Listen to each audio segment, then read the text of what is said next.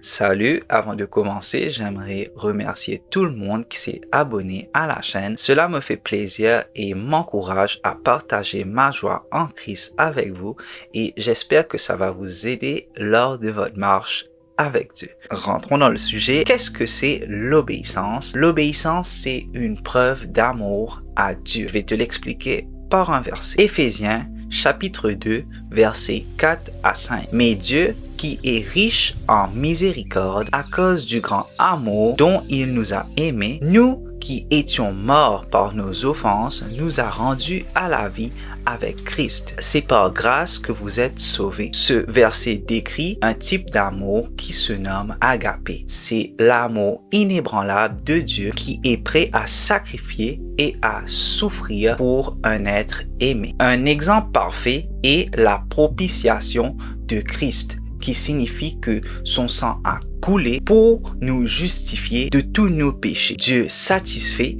il ressuscite son Fils et par son amour infiniment grand, l'accueille dans le royaume. Il explique encore son amour dans ces versets. Épître de Jean, chapitre 3, versets 1 à 2. Voyez quel amour le Père nous a témoigné pour que nous soyons appelés enfants de Dieu.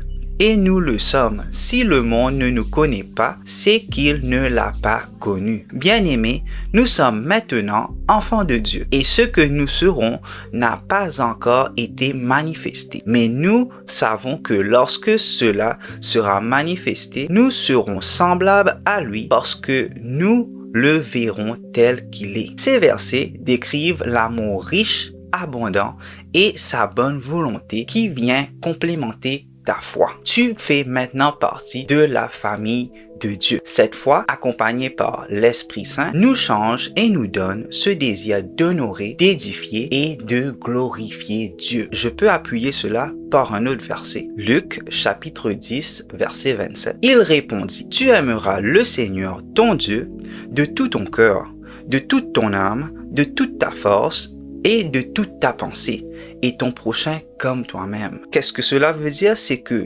son amour, l'amour de Dieu, nous permet de comprendre sa parole et de l'appliquer dans nos vies. Très important, il faut être un exemple pour les autres aussi. Dieu t'a révélé son évidence et tu grandis et apprends à aimer celle-ci. Cela veut dire aussi que la fondation de la vie chrétienne se base sur l'obéissance. Obéir à Dieu veut dire aimer Dieu. Le soleil me brûle les yeux, donc on va terminer cette vidéo par ce verset. Galates chapitre 5, versets 22 à 25.